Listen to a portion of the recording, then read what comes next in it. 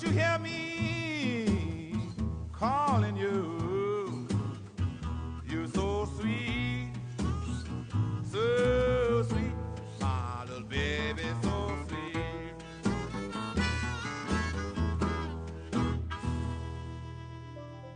Woo! Hey, mama. Hey, gal. Don't you hear me calling you? You're so sweet, so sweet, my little baby, so sweet.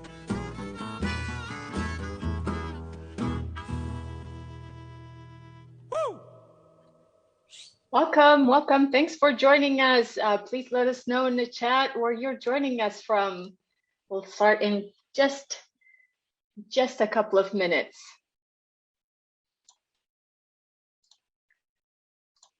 Oh.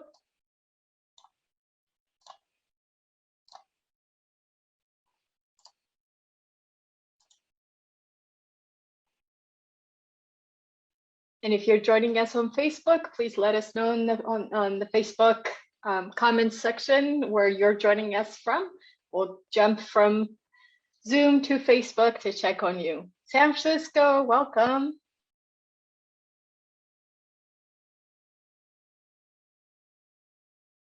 Great.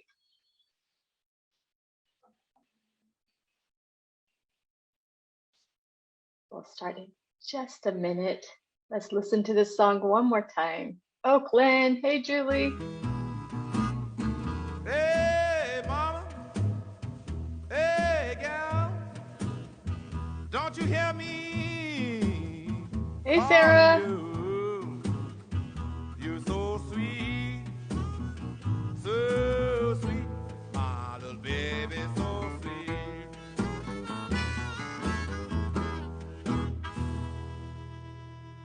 Woo! You're welcome, Sheldon. All right, so welcome to Museum of the African Diaspora's Art as We See It. My name is Today, and I'm here with my friends and colleagues, Dimitri, Charlie, Remy, Lucarissa, and Rodney. And we're so excited about this conversation. This is the second part of the Blues and Rhythms of Black Art, second and last part of this series. And so thanks for joining us, and please participate in the chat. Let us know what you think. If you have anything to add, would love to hear from you in the chat. Before we move on, I have I invite you to stand in silence with me for a few seconds as we honor the Black lives that we have lost due to police brutality.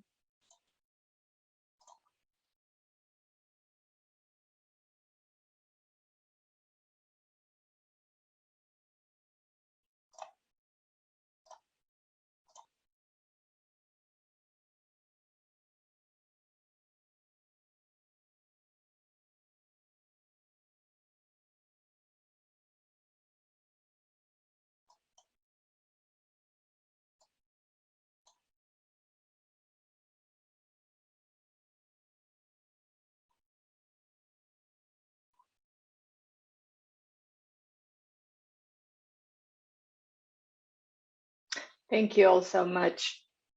Also, as many of us are settler, immigrants, or descendants of those forcefully brought to this continent, our institutions were founded upon exclusions and erasures of the indigenous peoples whose land we are located. With deep respect, Mawad acknowledges that even in virtual space, our people, our work, and our network servers are on native lands, and thank the indigenous people of the Bay Area who have stewarded this land throughout the generations. Thank you so much, everyone. Again, we're so excited for this program. Just before we get started, I wanted to let you know that all of the images that we have sourced are from the Smithsonian Institution collection, and although we would have loved to play the music, the whole entire music for copyright issues, we only take about 30 seconds, less than 30 seconds at times to play the music for you. And what that does is actually give us an opportunity to have discussions about the music and the art, so we're not too mad about it. And so before, I would like to start with this piece. I want to invite you to look at this piece, and we'll listen to the music, and Dimitri and Remy will talk to us, get the conversation going about this piece. I will also say that part one is on YouTube at the moment, and you can visit it. That has Dimitri covered a history of the blues in that part. So I highly recommend listening to that part of our presentation. Actually, watching the whole presentation, it was amazing. It was 2 weeks ago. Just go to YouTube and or to our channel, and you'll find it. All right.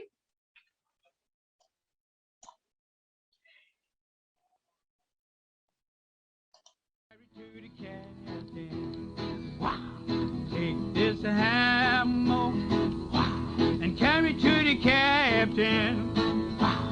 Take this hammer, and carry to the captain. Tell him I'm gone. You tell him I'm gone.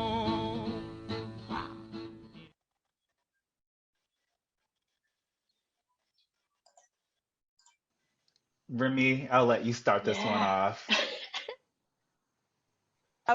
I was waiting for you to start it off in terms of talking about the music, but one of the things I love this piece. One of the things I really wanted to acknowledge Melvin Edwards' work because of the metal, and uh, there's so much to say about his work, but for me, whenever I look at all of this metal work that he does, it makes me inquire, first of all, like in terms of being an artist, like to choose metal to work with. It's really like robust and hard, and the skill level that you have to have, first of all, but also the physical strength and labor, which to me honors the labor of the it makes me think of the railway lines and the railway tracks and blacksmiths and all of the heavy industrial work that has gone into giving us the life that we have now. So for him as an artist to choose this as a material to work with, I'm just it really just blows my mind, especially as somebody who chooses like paper and pencils myself as a medium, tissue paper. And then I look at him and I'm just like, and actually, if you see pictures of him, his physicality as well, and just, like this relationship between his body and his physicality and the work that he does. I just think it's absolutely beautiful.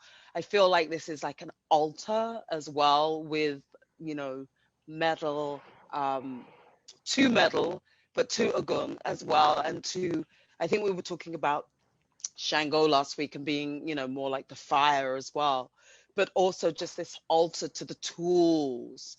And many of these tools, in terms of hard labor tools, haven't changed over the centuries. You know what I'm saying? Yes, we've got power tools now, but some of the actual tools that we use for working with metal have not changed. So that's what I was going to add to that. So I hand it over to you, Dimitri. Yeah, I mean, I love hearing what you have to say, Remy, and I can listen to it all day, honestly. Yeah, I guess I'll talk more about the song and its connection with this piece, because Remy handled it really well.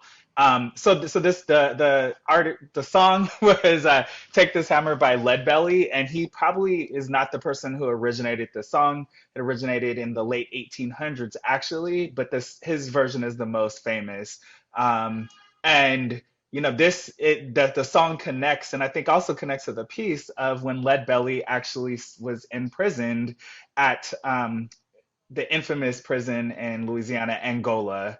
And during that time, inmates were forced to work. They were forced, as Rumi said, you did things like building the railroads, you did things like logging. And Lead Belly says, how he adds at the end of each line this ha. And for him, that was referencing back to every time that the men would drop the hammer when they were doing this work. They would make a sound like the ha. And so, I think that, just this piece, even though it's dedicated to Tambo, who was the president of the ANC, working with Nelson Mandela, you can make that connection to the contemporary or historical history of African American labor to help, as Remy said, so elegantly build this entire country. And the same thing goes for South Africa as well. I have a question about the sculpture. I just think the shovel in that spike right next to it is such a curious juxtaposition of objects. And I'm wondering what your thoughts are, anybody on the panel, like why he chose to do that. Well, from the Smithsonian's, at least what the curator says is that he saw Tambo as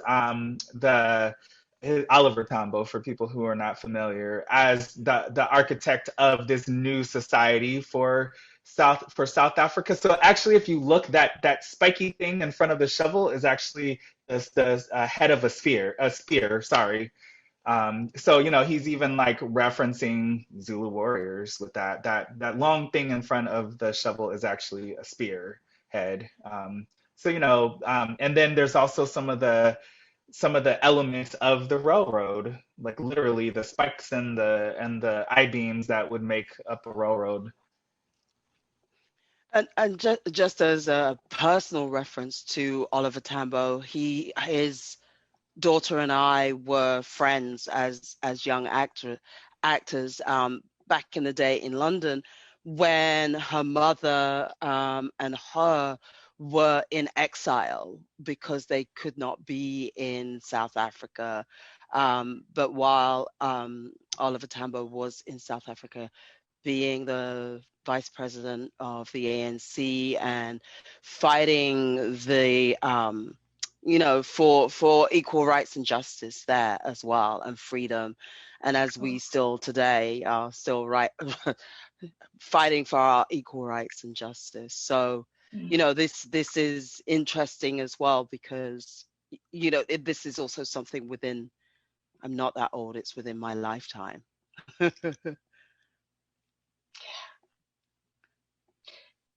Yes, Sarah says in the chat, it looks like a spear next to a shovel, also a trap for animals, ?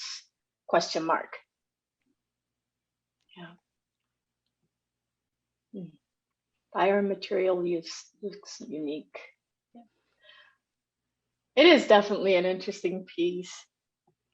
And just composition wise, even how the pieces are assembled. Mm-hmm. And just looking at them all sort of either on the almost like put on a plate, right, as if to say that the entire infrastructure of America has just been handed to it on a plate on the backs of, Black people. Yes, Remy. I feel like I just need to be quiet for a moment to just digest that, Remy. Thank you for that. The next piece we'll be looking at is, of course, the one that we've been using for our to let you know about the program. Yeah. And we have Charlie and Lucarissa that will talk to us about it after we listen to the music.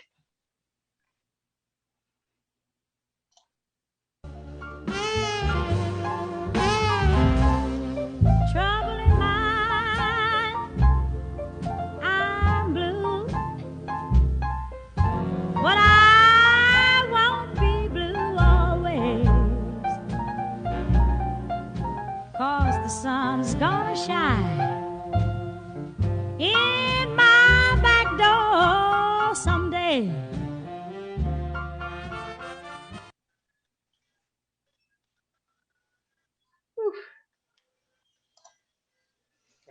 So Lucarisa, is this your first panel with us? Yes, Yes, it is. So Lucarisa it's has the been first one. a spectator for many of our sessions. This has now joined us as a panelist, so we're really happy to have her with us. Do you want to start? I will let you start, and I'll jump in there. That's okay. We'll get you in there, though. So this is a piece by Ramar Bearden, and Ramar Bearden's just such a fascinating character. And I love the fact that he's using music in this particular work because he himself was involved in music. He wrote the lyrics for a Billy Eckstine song that Sea Breeze that had some degree of commercial success back in the day. I mean, he was a really interesting character in a lot of different ways. Ramar Bearden he played in the Negro Leagues, played baseball, and was even offered a Major League Baseball contract, which he declined because Connie Mack, I don't know how many of you are baseball fans, but Connie Mack, who was a really important person in baseball history, said to him that he would give him a Major League contract as long as he passed for white. And he refused. And so, so he's a guy that really had a lot of fingers in a lot of different pies. And then, of course, he's really known for this collage style that you see an example of here. And I just love I love the composition of this piece. We have this central vocalist, and she's got that beautiful yellow skirt that really centers us in terms of where we're looking at in this piece. And then you have all the members of the orchestras doing kind of a lean all to our right, which gives it just a tremendous amount of movement. And then my favorite guy is the guy, being a guitar player. It looks like a guy in the center playing air guitar. He's got this kind of rock and roll stance there, which I think is really funny. But I always love a piece, an art piece that makes me use other senses. And for me, I feel like I can hear what's going on in this as well. And so really interesting work by Ramar Bearden, big important member of the Harlem Renaissance, of course. Absolutely. And Charlie, he's one of my favorites. And when I Sorry about that. There we go. when I was taking a look at this, as you say, it's so amazing how you can actually feel the music, because he was very much into music, very much into the blues and jazz. And he used a lot of techniques. We think of him in terms of just the collage part, but he used a lot of techniques. And in this particular piece, he started out with the collage, and then what he did was he actually overlaid that with acrylic paint, and then he drew in the details of it. And so it's just a marvelous way of doing things. And he, as you said, we have the lean, but he also kind of gave it rhythm with how the feet of the musicians all have that same kind of setting. And he tried to kind of bring in the whole fact of the call and response of African-American music by the hand gestures that he has on, in this case, it's Bessie Smith, who he is actually painting. And so it's just marvelous how he brings in all of that to kind of give us that whole feeling of jazz and feeling of blues. And then he also uses that blues section to kind of call in the fact that it is the blues that he's looking at. So it was just a marvelous piece. And as I say, he is my favorite. So I just love looking at this. So Hey, yeah, go ahead, Dimitri. Oh, I was just going to say, we have to talk about Dinah Washington, and super really quick. This song was in 1952. She had been doing a lot of pop music. And so, in the release of this song and its subsequent album, this was her return to her blues roots. And, I just think, as Lucrecia was just saying, you can hear and see the music just being played with it. I also just kind of want to point out that Sade artfully pulled in that very last line. So we think of the blues as being this depressing thing often, right? It's usually supposed to be about something bad, but we ended with that line that the sun will shine in my back door someday, and before that, I won't always be blue. And so there's this hopeful just joy that I think also is conveyed in the music and the musicians. I also just noticed the prominence of the green, the red, and the black as the African American flag Oh, as well. yeah, I I really noticed hadn't that. thought about it that much before, Mm. and I've seen this piece so many times as well. So Ah, it is a beautiful piece. Oh, Comment thank in you so chat. much. Um, Yeah, go ahead. Sarah notes that she gets the sense of the feet in motion too. So, Lisa, that's a great observation. hmm Yeah. and they're all doing the diasporic lean as well. Yeah. There's just one other comment I wanted to make, and it's how important he was for young artists today. We all have had a work by Njideka Akunyili Crosby in Moad, and you look at this piece and you can really see where she got a lot of that technique, even the material that he's using for her skirt.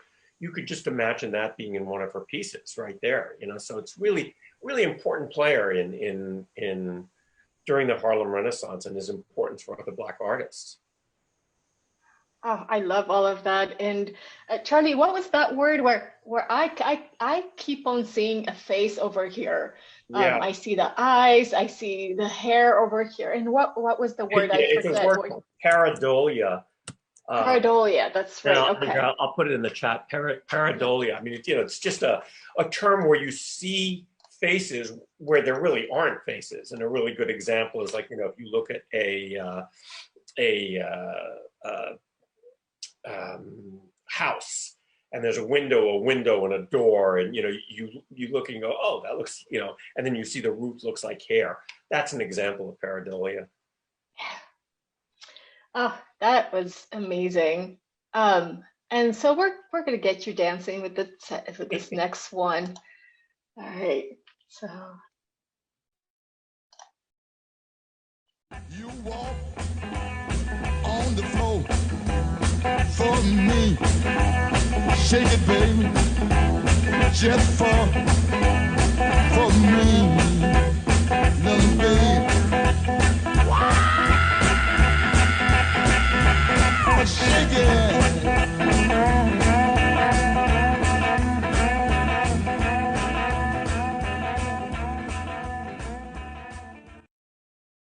you can get good dancing done in 30 seconds. Remy, what do you think? Um, I first of all, I love black and white photography. It's my favorite. But when I look at this sister wearing her white jacket with her hair, the hat, just the way she has chosen to adorn herself, and then be in the midst of this dancing as well, is just sheer joy in this photograph. But for me, the person that I see the most is, as we look at the photograph, the brother on the right hand side who's slightly stooped, and it just looks like he's in the back of the club, just getting down to the music. So yeah, this is this leather and fabric jacket with the dance partner that's with her, and just this, you can see the texture of the hands and everything. I just think it's her eyelashes. I just think it's such a beautiful photograph. So Yes, and for me, with this song, Remy sees the person on the right with who's going down low with his back to us, and I see the older, my eyes go from this beautiful, absolutely model-esque woman to the older man all the way to the left, who's just getting down with his hands up in the air. And I think for this, like, I imagine that they're doing the Chicago step, and I don't know if people know what the Chicago step is. It is not a line dance as we first thought, but it is a partnered dance that's focusing on footwork, and you do have contact with your partner, and it's beautiful. If you don't know, if you've never seen it, go Google it, go look it up on YouTube. And so that's what I imagine they're doing. This is at Jazz Alley. And then also in Chicago with the John Lee Hooker, this is where John Lee Hooker transforms the sound of the blues. He moves up from the South and starts electrifying the guitar because at the time, when was this, in the 50s? Don't quote me. I totally don't remember the years where he was starting his boogie style blues. If someone wants to look that up, I think it was the 40s, actually, the late 40s. Piano was the style in Chicago blues. So all the African Americans were moving up to the north to Chicago, and there weren't very many guitar players. So John Lee Hooker becomes really coveted and sought after, and he decides to electrify the guitar, which completely changed the sound of the blues and gave birth to rock and roll.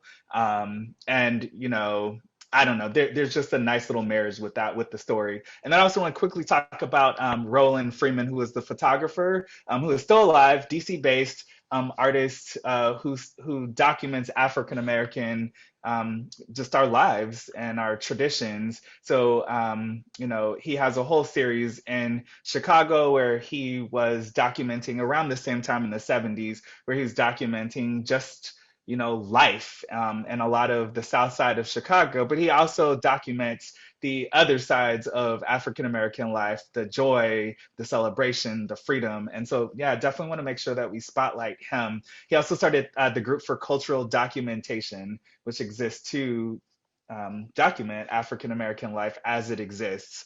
Because we don't often value the culture as it's happening. We look back, and he's, an important person to documenting what's happening now in the present.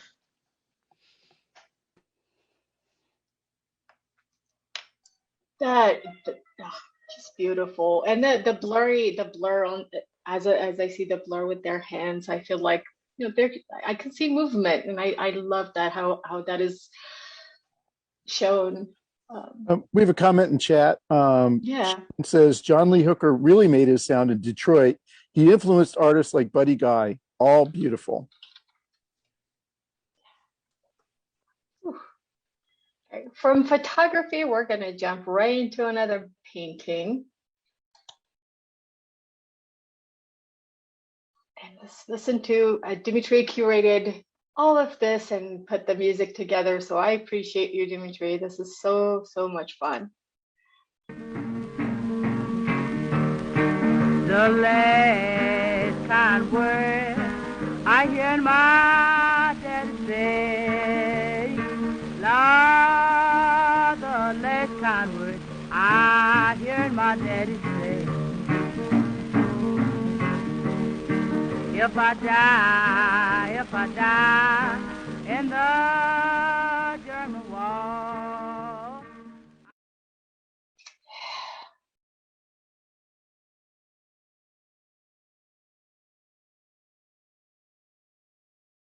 Yeah. Dimitri and Remy, what do you think?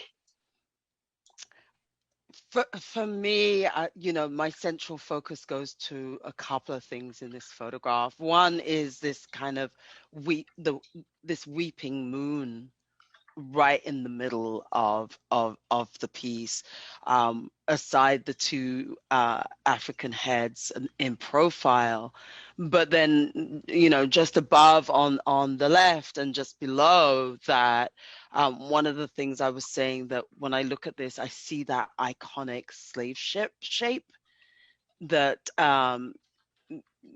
they dragged us from home here on. And it just makes me think, when I see the moon, is if the moon was looking down on those ships and just weeping as to what was happening to her people.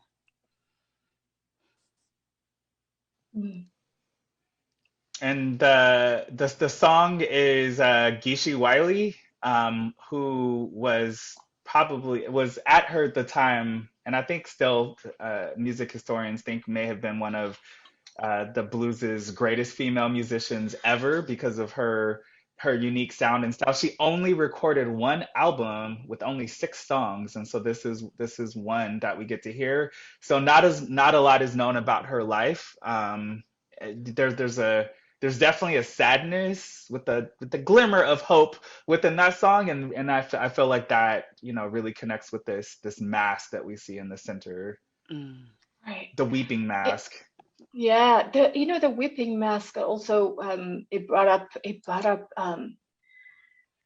a reference from the continent, from Democratic Republic of Congo, of the Congo, and oh, I see I have a bit of a typo there. But yeah, this is, if you look at this mask, you can kind of see where the inspiration came from. And this is, of course, we honor that this mask is used for adult initiation in a ceremony. And I wonder what aspect of it that she took and incorporated into her painting, other than just the shape of it. I wonder what it's about. And also, you can see, if you look up these same masks, you can find them having three faces. And I think there was, we were talking about similar kind of masks or faces, like in art from Greece. I think we were talking about that last week. But yeah, so you can see that there are three faces on this one that resembled some of the masks that you might find from this culture. Yeah. And I think also, just talking about the masks, like Lois Mailloux Jones's most famous work from, is it the 20s or the 30s, during the Harlem Renaissance, was of masks. So, European masters were looking to Africa, and so she was one of those early artists that decided to look towards African art for her inspiration, and continued up and through the end of her career. So this piece is from the 70s, but continuing to Mm, explore her own culture for herself, which I think is really cool. Mm. yeah. And also, if you look at the piece, if you step back from the piece and look at it as well, it reminds me of looking at Dutch wax, Mm. a fabric as well. So you often see that type of geometric shapes that she uses as well. Well, since you did a great job on this piece, I think I will give you this one too. Hold on a second.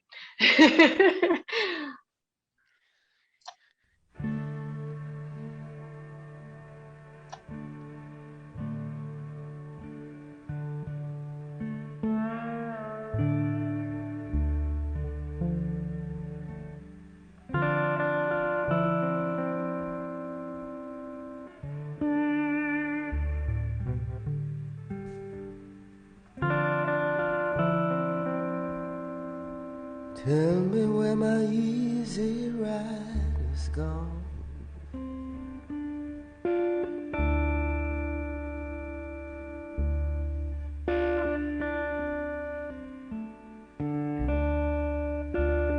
Tell me where my easy rider's gone.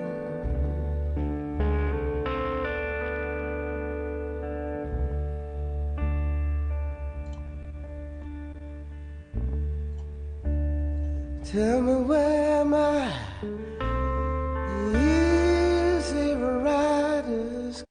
All right. Mm. I think, Dimitri, you had another pairing for this, and also there is a question in the chat from Ella. Um, how you do the pairing? I'm curious about that too. Ooh. Wow, that is, yeah, okay, Ella, I'll just say you're right. It's the feeling. It's just the feeling, but sometimes the history of the song as well. And so we also like to ask the question, do you have a song that you think would make a good pairing with it? But I'll jump right into this piece right here. And so it's initiation, and I think, initiation is just a very solo experience. I mean, of course, when you're initiated, in the traditional sense, you become part of something much bigger than yourself. You become connected to the ancestors. You become, more connected to what's happening in the present with the present community, and you also impact what's happening in the future. And so I think Lois Mailloux Jones also kind of has that with these figures coming out of the main figure within this piece. And one of the pieces, why this song Easy Rider, by Cassandra Wilson. Well, Remy and I both love Cassandra Wilson. We think that she is phenomenal. She is keeping the blues alive today. And, you know, one of the lines in Easy Rider, right after you get through the main opening of it, she says, "There's going to be a day when a woman don't need no man." And for me, that line right there just really resonates with this piece. You know, it's a solo act. It's about this woman and her empowerment, and connecting with her ancestors and you know, lifting up herself within her own spirit. So I don't know, Remy, you want to add on to that? No, I was also going to add just the add with the covering of the eyes in terms of lifting part of the element of mask again, but also part of initiation of going within and not so focused just on the external mundane world, but the internal plane of our relationship with the ancestors and God and the higher realms.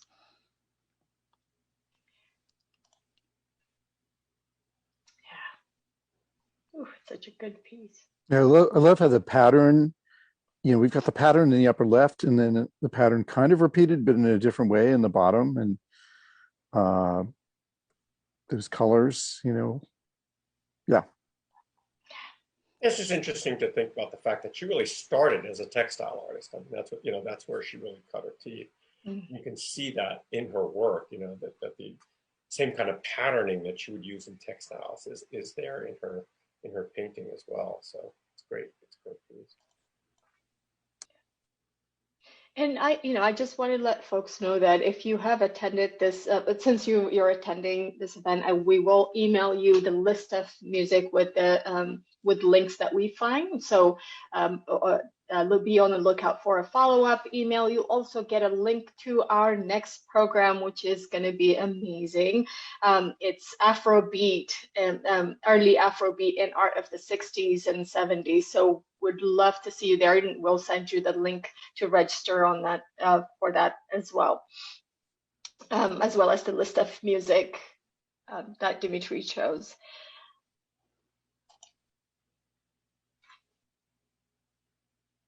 You're welcome. All right.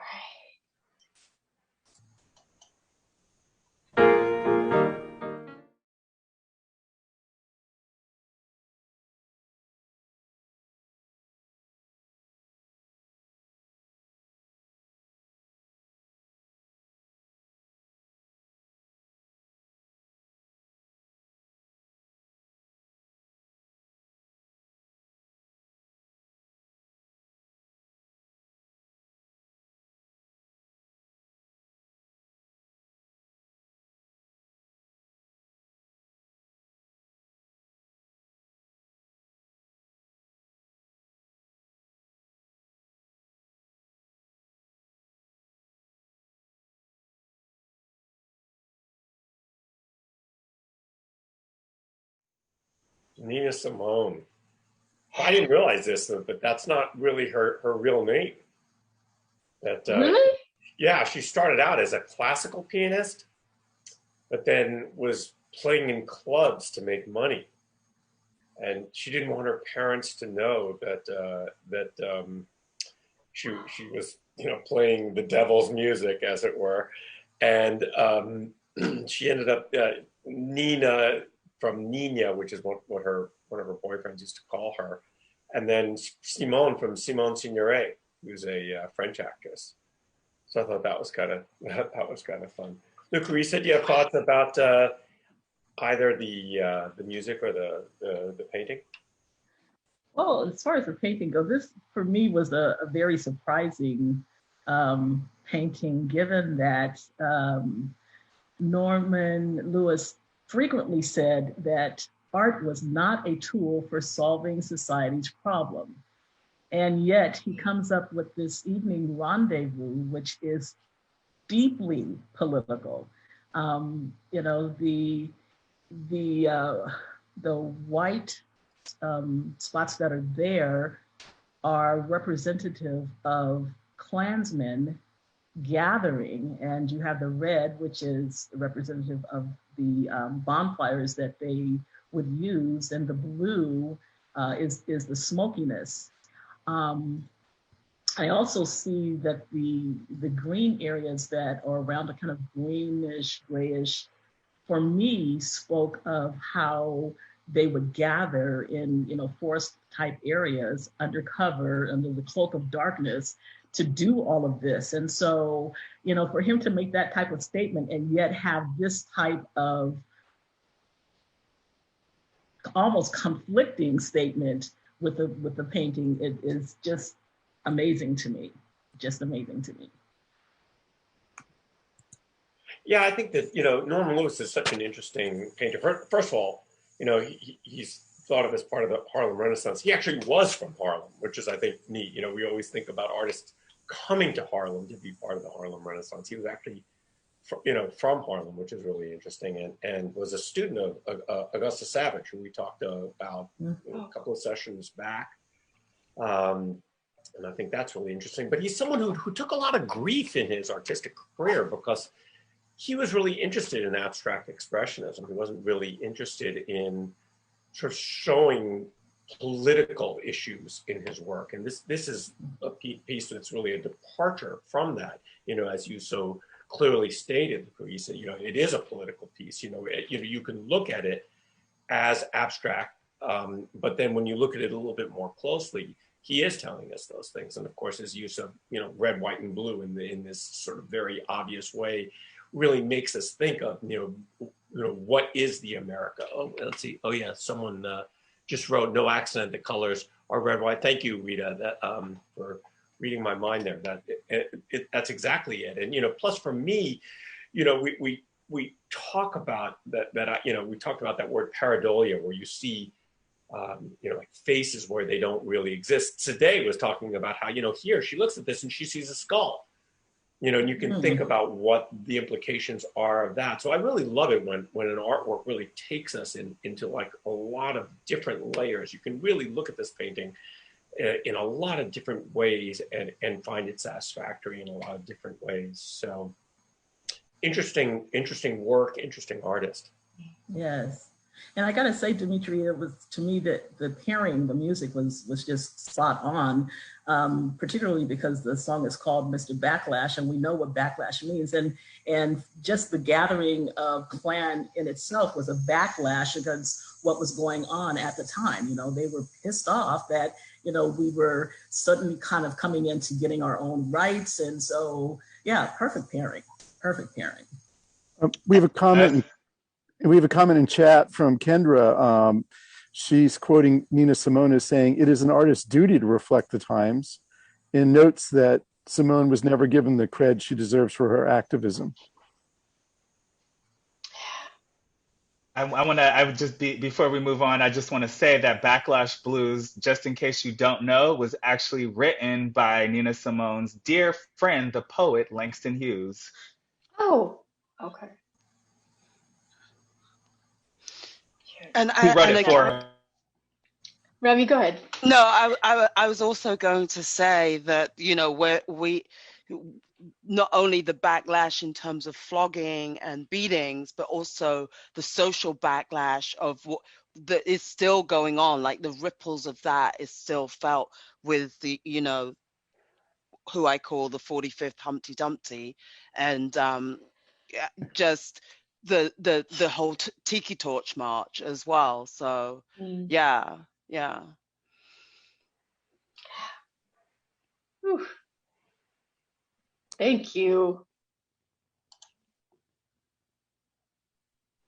And then we have this piece. By the way, Dimitri, with the pairing, you're killing it. And Rodney, thank you so much for keeping the chat going.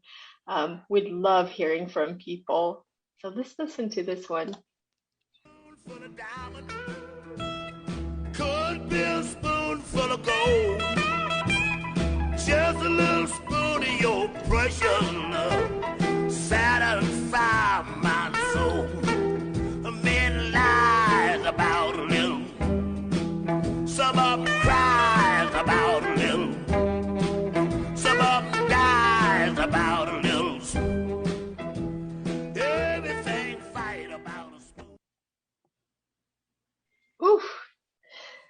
conversation we had just about that song was amazing. So I think I'll invite my friends to help me with that part of it. But this painting, if we look really closely at it, it's heavy in texture. It is layered, and it's painted right on. The colors are mixed right on the canvas, and you can see what it's been nailed on, glued on it, and you see all these faces that don't necessarily connect to bodies, connect to a complete body as you see them. And so it's, I wonder how many faces folks can find. Yeah. Yeah, and I want to, like, my reaction to this, I always like to really spend some time with the image before I learn the background. Yeah. And it's clearly a scene of some sort of horrific violence, a scene of oppression, and I think, like, it looks like these people are being burned alive. That was my first reaction. This has the same character as a fire. And I don't know, Sadeh, you want me to talk a little bit about the background of this? Yeah, if you could talk about a little bit about the background, but as we're looking at the art also, I want folks to see if they can find complete bodies that are layers and upon layers, right? So there is, on top of, you can see two fully formed sort of bodies. One is looking up. It seems like, I don't know if you can see my pointer. One is looking up and kind of like with open arms, doing the diasporic lean over here. And then you see the one on the left kind of standing with the shoulders wide open. So I just wanted to lead our eyes to those as well. Yeah. Yeah, and I think the year 1992 is kind of an important to understand the context of this. This was done after the riots and in the wake of the well, maybe that's the wrong way of putting this. It's in the wake of the acquittal of the policeman who beat Rodney King, and the melee after that, and just the incredible, like, we, at the beginning of this program, we have our moment where we talk about Black Lives Matter. I always consider that a very weighty moment that's important for us all to contemplate. And I saw, like, there was someone who also commented on that it's devastating to see those names. And Rodney King is someone who helps put all that into context. There's been so much violence, and this is maybe trying to capture the pain, not just of that experience, but of so many others. Yeah. And we're looking at a multimedia artist who is trained metal worker, and also he uses found material mostly. And these are monumental in scale. These are big pieces. And as we had just looked at the other artist right before, he actively and constantly makes social commentaries and historical commentaries with his work. Yeah. And Dimitri, you want to tell us a little bit about the spoon? And I think Charlie and Dimitri were talking about the music, so I'm really curious to hear a little bit more about what the spoon is about. Yeah, I mean, it's an interesting song, and I think it depends on your point of entry to, like, what histories it connects to.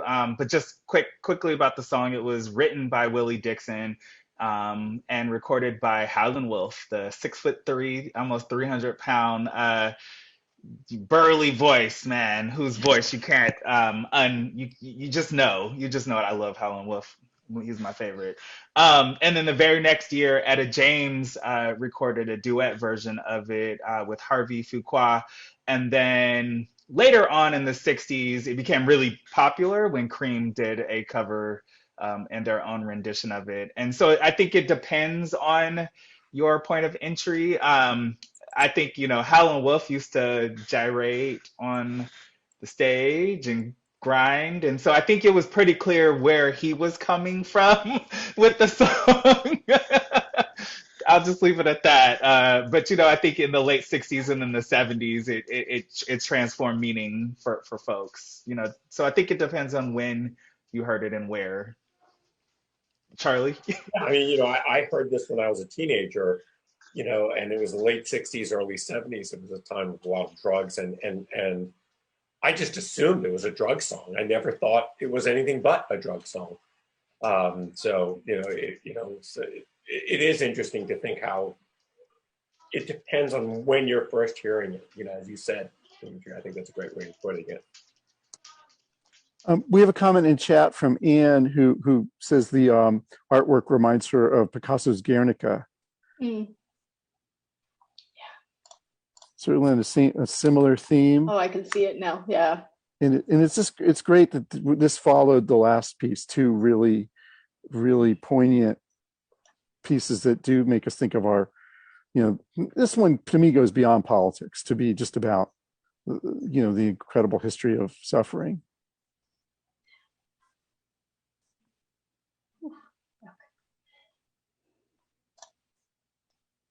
We have this next piece. Let's see here.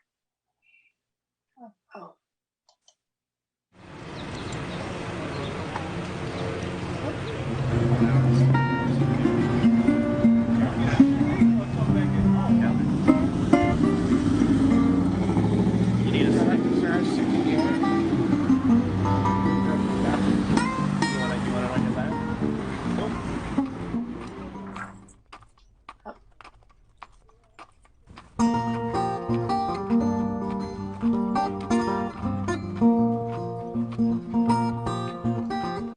It wasn't supposed to start there, so I'll start it again. Sorry about that.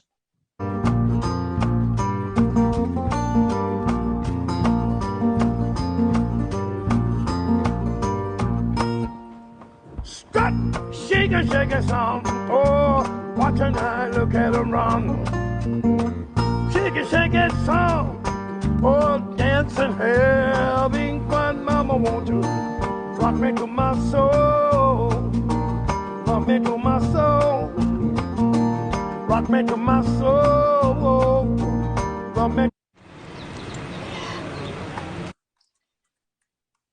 I feel like this is old home week. This is old home week for me because here we're talking about Cream and Spoonful. I saw Taj Mahal open for B.B. King, at the Fillmore East. Right, I'm from New York, so I was probably about 14 or 15, and he opened for B.B. King. So it's great thinking about those days. Lucrezia, tell us about the Alma Thomas. Well, I have to say, this was not a favorite piece of mine when I first saw it. But then I was able to see it in context. I saw it hanging with, a bunch of her other paintings. And number one, seeing it in its entirety and seeing it in the size that it's actually in makes a big difference for me with this piece. And once I saw that, I started to realize just how complex it really, really is. Now, she was the type of person who really enjoyed nature and would often actually go out with her friends to places to just see sunsets, to see, landscape, because it inspired her. This particular piece is about a sunset as it takes over a landscape. And so you have these layers of the blue for the pond, the water, the impending clouds as they were coming in, all of that. And then there's how she kind of, what's the word I'm looking for? Alternates the different bands of colors. It's very, very labor intensive when you really look at it. And she planned out everything that she did before she actually did the painting. And she would do like studies before she actually did it, which is amazing because studies in themselves is a lot of work in this type of genre of painting, and then to follow that up with actually doing it. So, I have a whole new appreciation for her work. I gotta say, just amazing. Just amazing. Yeah, and it's really interesting too that she includes the word concerto in the title. You know, she's asking us to really invoke a different sense as well. It's not just a visual sense, but she's asking us to invoke an auditory sense as well. You know, she's not the first person to do it. You know, for example, Whistler used to do this, you know, when he would call his piece a nocturne or something like that, which was a term that you would typically use for music. Mm-hmm. But I love that idea of just, you know, and, you know, there's a technical term for that, synesthesia, where you're really bringing in, you know, like there are people that'll say, oh, this piece of music sounds brown to me, right? You know, Mendelssohn was known for doing that. He would talk about or Schumann, I think it was, talked about, you know, let's play the brown piece. And his teacher would look at him going, what? You know, what does that mean? You know, because for him, hearing it evoked the color brown. And so I think she's really asking us to do that. She's asking us to really think about other feelings as well. And, you know, it's really interesting. There was a comment here that I wanted to, let's see, someone said, Alma Thomas abstract works are marvelous. And it says she wanted to paint beauty as opposed to chaos. And she was another person kind of like Norman Lewis, who really took a lot of grief because she was working as in an abstract world. You know, and her comment was, you know what, I don't want to be known as a Black painter. I don't want to be known as a female painter. I want to be known as a painter. You know, and this is what I want to paint. This is what I want to see. This is what I want to create in my world. Yeah. You know, so, and someone else is mentioning that, you know, she was a teacher. She taught, you know, high school art for many, many years. And people think of her as someone who came late into the art world, you know, kind of like Bill Trailer. But it's really not like that at all. She was always making art. You know, she was just doing it in the context of a high school. And then, you know, she became known. Today, do we have that photo that we talked about earlier? Yes, I do. And it's with the other piece. Yeah, with the second piece that we have. Yeah. Oh, never mind. Okay, I'll wait. I'll wait till we get to that piece. No problem at all. We do have a question in chat. What is the approximate size that Lucrezia mentioned of this piece? I've been meaning to add. It is 68.5 by 52. So it's big. It's big. Pretty big. Yeah, the work that I've seen live, you know, has all been big. We have a couple of her pieces at SF MoMA, and you know, it's a big painting. The one that we had up recently. I want to say before the pandemic, we had it up. It's a big painting. I think it's called Cumulus, and it's like kind of the same sort of thing where it's evoking sky. There's a couple of other comments. Sarah says it looks almost like beautiful bricks alternating with tire tracks. And Ella says sunsets are beautiful visual concertos. Yeah. It also looks like fabric as well. It's interesting because we you know, I'm so glad we're talking about this piece because it looked like a brick wall to me because it was sideways when I first looked at it on the screen anyway. So I really didn't go past that. So it's so nice to hear the sun reflecting, and it just opens it up for me. And so sometimes the story behind these paintings that really adds a lot of, I don't know, I just enjoy the story behind it. And her next piece is this one.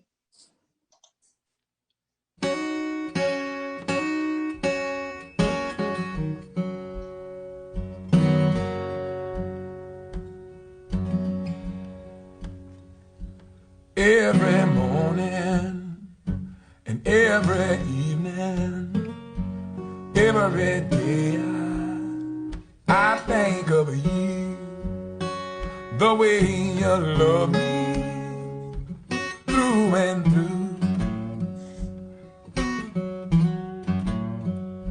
And when I Beautiful song, beautiful image. Yeah. And you know, this image, the title kind of tells us, leads us in one direction, but it also to me looks like an eye. It looks like the eye of some kind of maybe hopeful looking animal or person. But I would say, like, to me, my reaction to this is overwhelmingly positive. This is a really, um, to me, beautiful and optimistic piece. What do you think, Sade?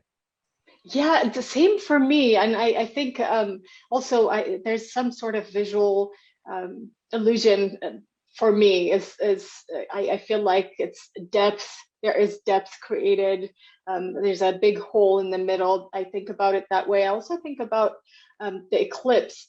Um, the title for this makes me think that there is light behind it, and so there is something behind that big blue line over there. And she's, she's a master at watercolor painting, using watercolor. And so when she goes over to acrylic, I don't know how that sort of translated. Also, this painting right here gets confused so much with the one that the Obamas got in there in the dining room in the White House, is that this one is shifted to the side, and the circle is shifted to the side, which is kind of interesting to me when I look at it. So we'll look at the one that is actually at the White House. This is what is at the White House. If you look at it, this is the piece. Yeah.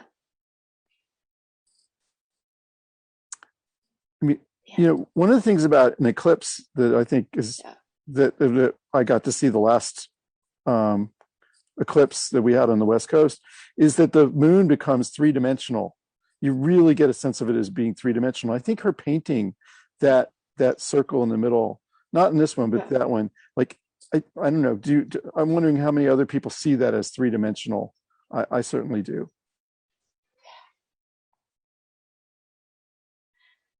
Also, to me, this is also cobblestone feeling. I just think of cobblestone kind of pattern, because one gets built on another, and so I really appreciate that. Yeah. I also want to say that I love the Kebmo music that we pair this with. Is just so stunning and beautiful and appropriate for this image. Mm.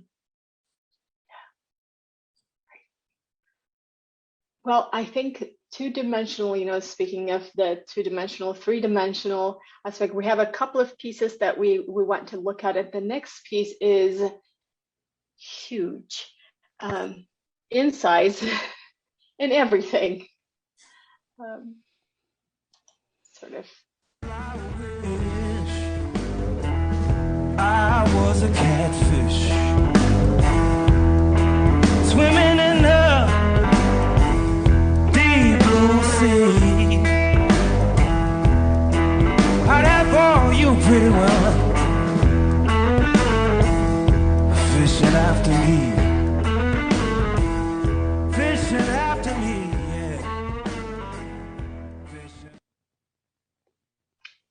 yeah. This is going to be a teamwork, because this is a huge piece,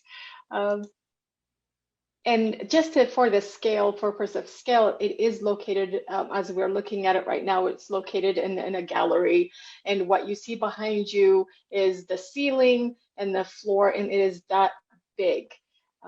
So Dimitri, do you want to tell us a little bit about? Yeah, so and actually one of the things that I've learned from the Smithsonian site is that what we're seeing is only 1/3 of the entire piece. It's comprised of 180 individual pieces created by James Hampton over a period of 14 years. And, some of his friends and family got to see it, but he, unfortunately died, while he was still making this piece. And it's called The Throne of the Third Heaven of the Nation's Millennium General Assembly. And, so they believe that he was actually making it because he was going to start his assembly. He kept having these religious visions, and those would compel him to create the piece. And he's talking about the third heaven, which is based on him reading the Bible. The third heaven is a reference to the heaven of heavens, God's realm. and he rented a carriage house in Washington, D.C., really close to the nation's capital, and close to the Smithsonian, and made this piece by gathering cardboard and plastic and light bulbs and things from his work as a janitor, and just bringing them all together to make this amazing piece and covering it with foil and gum wrappers and things that he found. And so for it to be this beautiful is just amazing, that it's mostly from recycled goods. And it was intended to evoke spiritual awe and splendor, which I think it does. That for me, the first time that I saw this, I was like, I don't know what this is, but this is amazing. It's beautiful. The way that he has arranged it is that objects on the right of the throne, so the center throne that says "Fear not" at the very top, reference is the New Testament and Jesus, and then on the other side, the left side of the throne, he's got all these references to the Old Testament and Moses. And then there's text written all over, and then kind of in what the curators call an arcane spiritual language that he understood what it meant, but others are not necessarily able to understand what it means. And, he's an untrained artist who's making this absolutely stunning piece. I don't know. Does anyone want to jump in and talk about the piece? I will say that I stumbled upon it on a recent visit to DC and had no idea. Then I read about it, but it's like such a great thing to encounter without having any of the background, and just realize like this is all from one person's, diligent, I would almost say obsessed work. Yeah, I see Cynthia saying perhaps it's inspired by the book of Revelations as well. And I think we do see there's angel looking figures in the background, which to me, again, almost at the top of the back, almost look like Egyptian figures as well.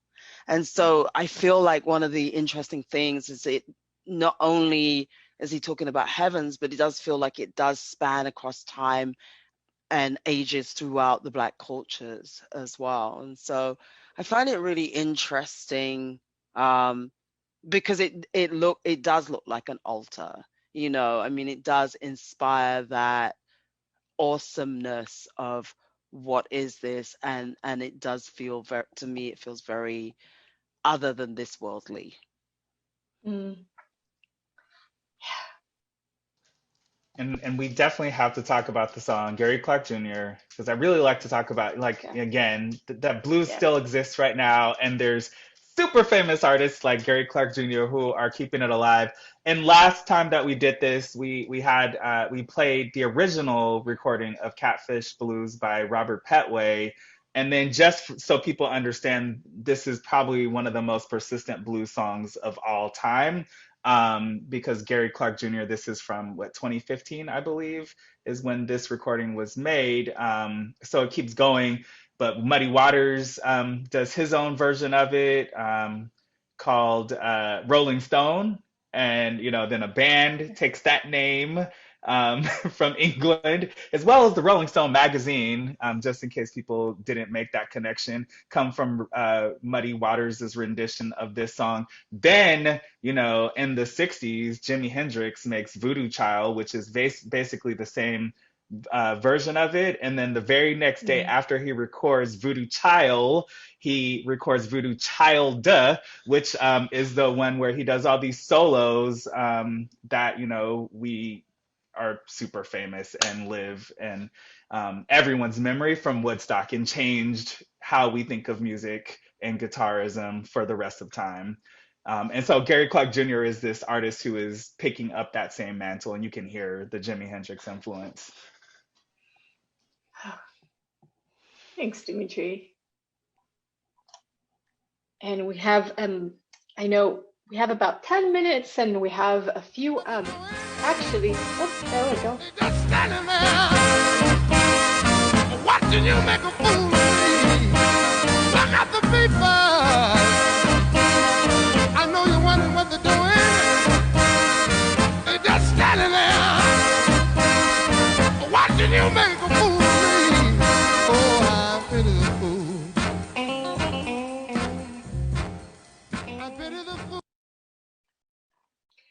I just think this is the perfect piece for blues, and just music and rhythm and movement, because that is what inspired Scott to John Scott to create this piece. This piece it embodies movement. It embodies um, uh, just musical, kind of the bends between the metal and the colors that he's used embody all of that. And I appreciate it. At first I didn't, I would be honest.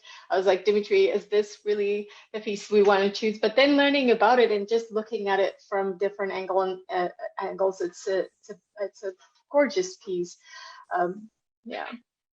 It's abstract, and yet I think it does suggest a person. Like we can imagine this being a person, and a person who would be a very good dancer, who would be very well dressed, and a colorful person, that you would maybe run into at a club. That's kind of where I go with this. Yeah, and the stripes and the lines that he used is to resemble the tempos and pace of musicians, or musicians playing music. So this piece just, to me, it's just a strong connection to music. And after learning that, actually, I cannot unthink that when I look at the piece. I can almost hear music, and I can almost see a bass player in there, and where the green piece is bent. One thing that we've learned from the pandemic is that to create music isn't just people playing instruments and singing. You have to have an audience. You have to connect the musicians with the people hearing the musicians, and maybe this piece gives us a sense of that. Yeah, I think you're right, Rodney.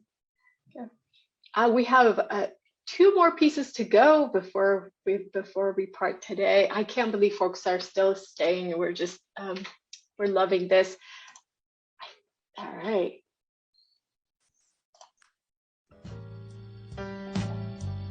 Be it my mother, my brother, or my sister, she relieved. I get up, put on some clothes, go out and help me find somebody for this shelf if I can. Yes, I will. Now, I don't mind company.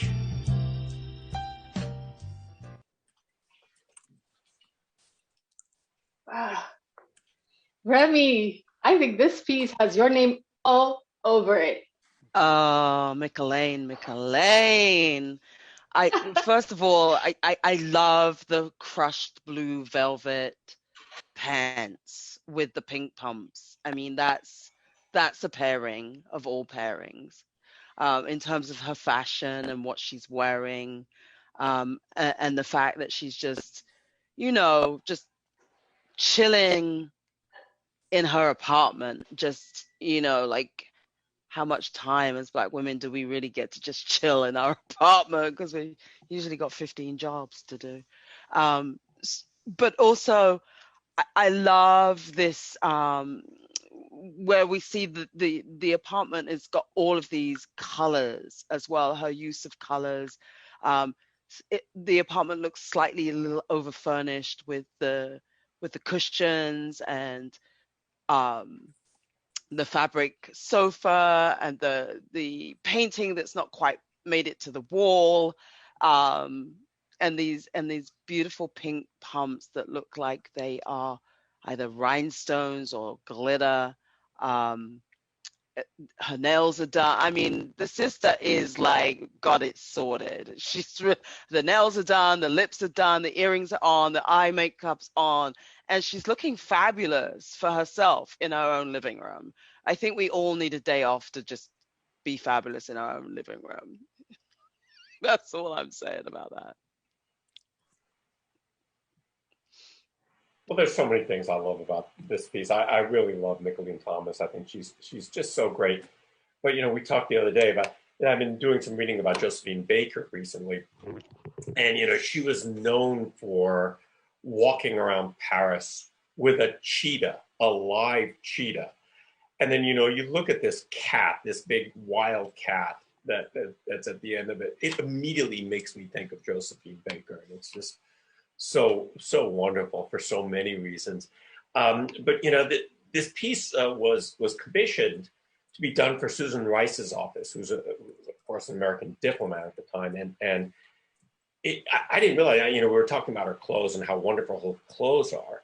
But what Thomas says about this is that, she's very, very subtly using the colors of the American flag in here. So you see the red, white, and blue of this. But I just really, I want to just sort of use this quote because I just really love, this is coming right from her mouth. She says what she's trying to show here in this painting is power, sophistication, beauty, vulnerability. And those are the things that she wants hanging in the office of a diplomat for the American people, and I think it's a really great touch. But, with her work, I always think of Matisse when I see her work, and I'm going to go ahead and in the chat, I'm going to put a link of a Matisse piece, for example, where you see this juxtaposition of all these colors and patterns and shapes. Again, I said earlier that, my mom would look at those patterns next to each other and go, "Oh my God, the clashing!" She would just flip out.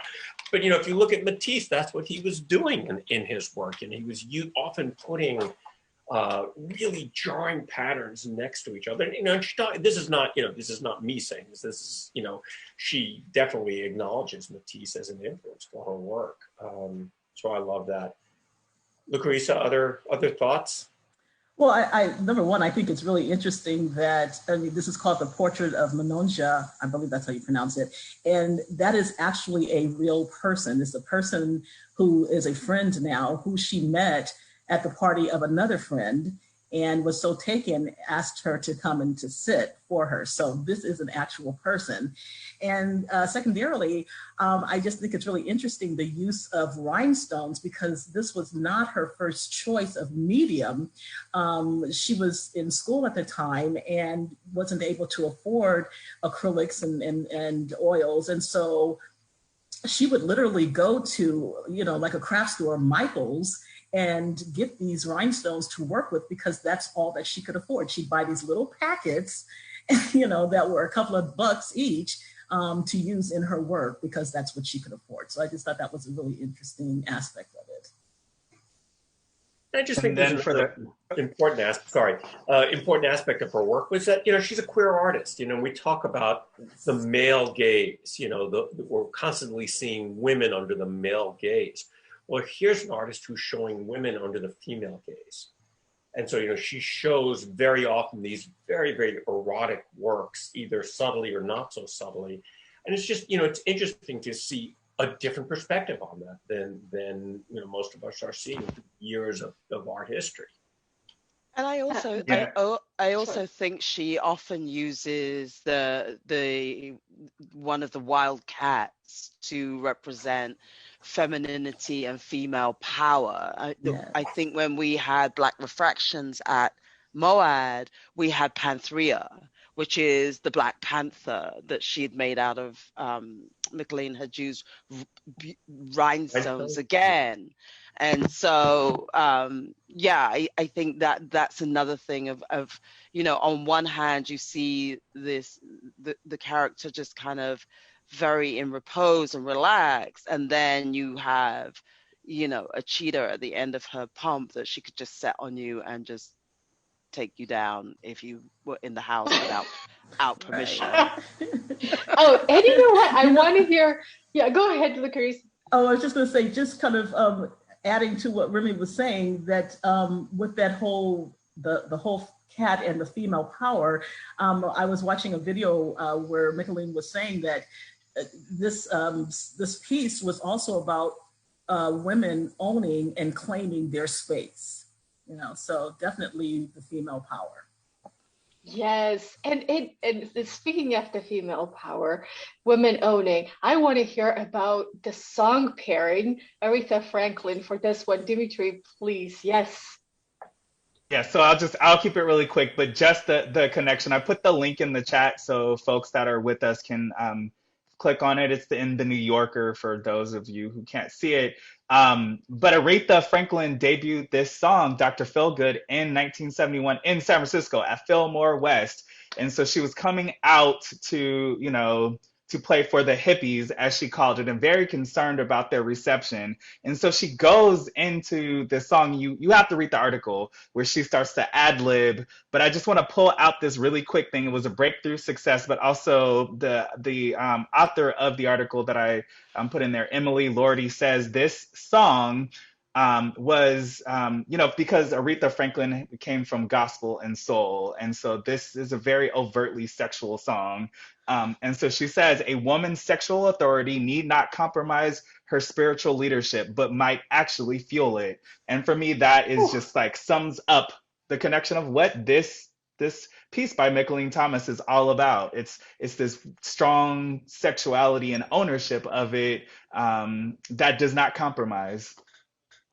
Yes, and before we move on, thank you for that. And before we move on to our last piece, I do want, because I got good at this computer thing too, I was able to show the scale. So this is how big, I know, right? He's laughing. Yes, this is how big this piece was that a person would come up to the eyes of the tiger. Yeah. Wow. Yeah. So, and our last 8 by 10 piece, feet is what it is. 8 by 10 feet. 8 by 10 feet. Okay. See Charlie usually talks about what it means, also where the photographer stands when he takes a photo, and I wonder about the painter as well, in terms how we talk about as we're talking about power. Okay, this last piece. All right. Well, tell me the water, construction this town. Boy, I'm going to Vicksburg. Well, I'm going to Vicksburg on a high mind. I am going out that water while that don't ever flow. Well, I'm going on a hill where water. Yeah. So this piece is by Julie Mehretun, of course, being we were both born in Addis Ababa, Ethiopia. That's one thing in common that we have that I celebrate already. But also as a painter, this is a laborious process that she puts on creating this kind of art. And these are huge pieces. And this is a very big piece. And the way that this is done is layers upon layers. There's stripes go on the canvas, and then clear acrylic is put on top, and then another mark is made, and then clear acrylic goes on top. So it's a lot of work. Also, when we look at this painting, we're looking at something that tells a story. So local calm is what it's called. And she was inspired as she was sailing, or as she was on a boat, on a ship, on the tip of Antarctica, and she realized, she saw where water met the sky and the creatures that were kind of adapting to the movement of the water, of the sea and the air with lines. And so she was thinking about that, and also connecting it to Hurricane Katrina. So this is a kind of what I look at it, and my immediate reaction is, how's this calm? How's this calm? But Lucreza mentioned that the calm before the storm, and that made me kind of think about an upcoming storm, something that is coming at me when I look at this piece. So, and for me, I think the most important parts in this painting are the orange lines and the orange dots. They make me they lead my eyes, the lines and the dots. And yeah, this is a great piece, Dimitri. I think you chose such a good piece for this one. Yeah. Yeah, and I just want to add, there's always a story behind a Julie Mehretun work, and I'm very familiar with the two two enormous works that she has in the lobby of SF MoMA. When you go in from Howard Street, there are these two giant panels on either side of the stairway. They're called Howl. And there's a story there because she did this with San Francisco in mind, and that's a reference to Allen Ginsberg in Howl being published by Lawrence Ferlinghetti here in San Francisco. But it's also, she did it in 2016 and 2017 as the 2016 election was taking place and then convened. And it was kind of like channeling her anger and distress at the result of that election. So it's interesting to me that this piece that we're looking at here is also about another kind of tumultuous experience that she had, where, you know, it's important to know these stories behind the paintings. And also there's multiple layers of these paintings. And we kind of see that with this one. You know, we've got all these different little scenes within it. And then there's also things at other layers. And that's also true of the paintings at SF MoMA, which are, by the way, I think I've been told the largest publicly displayed paintings by a female artist in the world. They're like 324 inches by 384 inches. Really big. Ooh, thanks, Rodney. And what a perfect piece to finish this with. You know, I usually say that at the end, but really, truly, this is a great piece to end it with. And thank you so much for everyone that joined us today. We'll email you the list of the music, the playlist. And if you're interested in supporting us, you can text, you can become texted your donation or become a member of our museum. Become part of our community in that way, and we appreciate you so much. This will be on YouTube in a week and a half time, the most. The recording will be on YouTube. Thank you so much, and we will send you a link to our Afrobeat presentation. I cannot wait. Okay, I'll talk to you soon. And the docents, thank you so much. Lucrecia, you killed it today. Thank you so much, and everyone. Yeah. And I'll see you on the debriefing